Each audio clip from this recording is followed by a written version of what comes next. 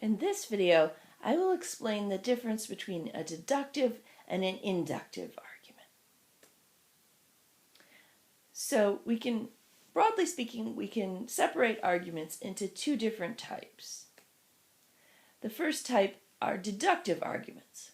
These are arguments whose conclusions follow or appear to follow necessarily. So, all teachers are funny. Karen is a teacher. Therefore, Karen is funny. If all the premises are true, then the conclusion must also be true. It must be true, necessarily. Versus an inductive argument, these are arguments whose conclusions follow or appear to follow probably.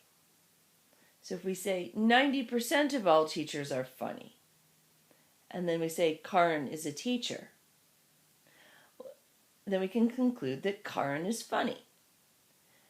But we don't know that for certain because she could be in that 10% of teachers who aren't funny.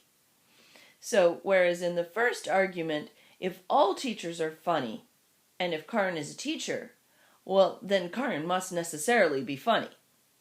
But in the second argument, since only 90% of all teachers are funny, then, there's a 90% chance that Karen is funny. But there's a chance that she is not. So we're going to be interested, we're not going to make a lot out of this distinction. I just want you to be aware that these two types of arguments exist.